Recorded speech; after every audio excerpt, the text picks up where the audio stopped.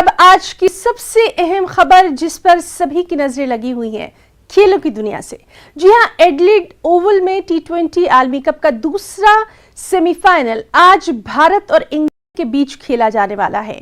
हिंदुस्तानी मियारी वक्त के मुताबिक दोपहर 1:30 बजे मैच शुरू होगा। रोहित शर्मा की क़यादत में टीम इंडिया ने ग्रुप मैचों में शानदार कारकर्दगी का मुजाहरा किया है। 5 में से 4 मैच जीतकर टीम इंडिया पॉइंट्स टेबल में सबसे ऊपर रही थी, जबकि इंग्लैंड ग्रुप 1 में दूसरे नंबर पर था।